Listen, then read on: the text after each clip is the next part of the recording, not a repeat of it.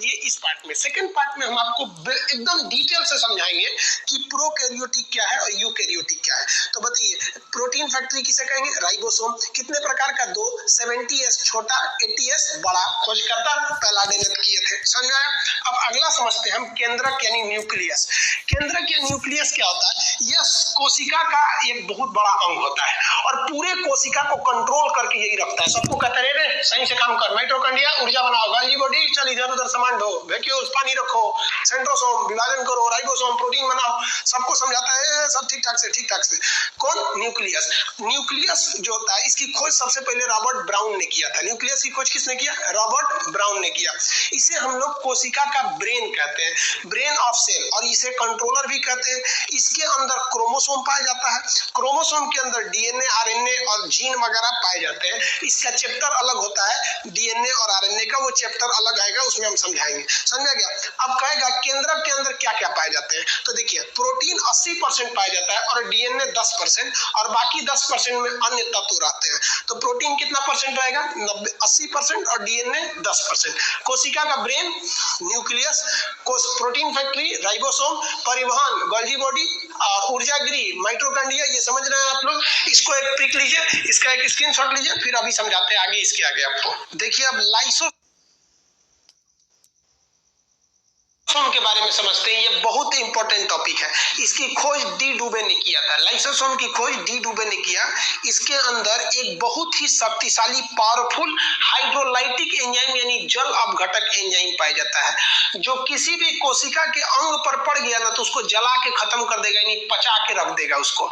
अब जैसे मान लिया ये लाइसोसोम है, लाइसोसोम का काम क्या है? इसके अंदर जल अपघटक एंजाइम पाए जाते हैं। ये क्या करता है? कोशिका के अंदर सफाई का भी काम करता है। कैसे? कि मान लिया कि माइटोकॉन्ड्रिया काम नहीं कर रहा, अच्छा से काम नहीं करेगा ना, तो बुलाएगा माइटोकॉन्ड्रिया को, रे इधर आ रे, तेरा काम क्या है? ऊर्जा बनाना ना।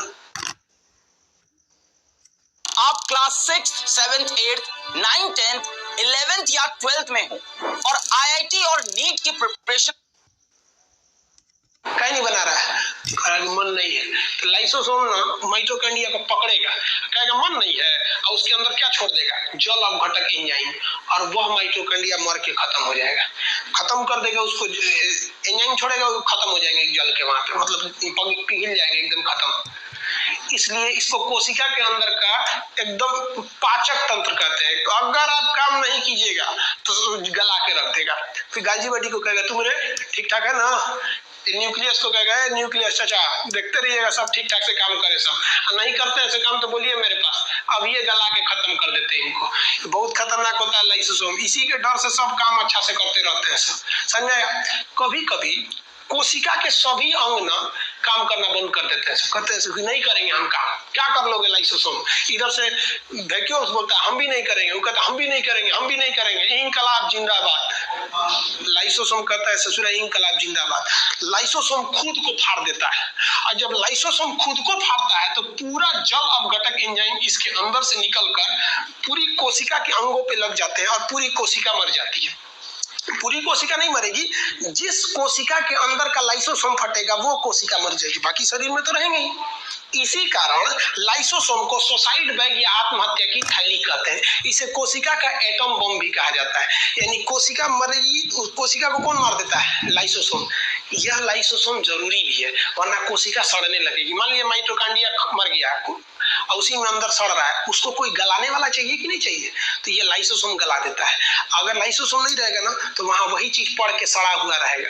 ये जो हमारा ब्लड होता है, ब्लड का आरबीसी में लाइसोसोम नहीं पाया जाता है। और आपको पता है कि आरबीसी का जीवन काल 120 दिन होता है, 120 दिन बाद वो रक्त मर जाता है। अब ये ब्लड मर गया है तो शरीर में घूमेगा, सड़ेगा, और लाइसोसोम तो है नहीं जो उसे खत्म करे, इसलिए वो एस्पिरिन में जाता है।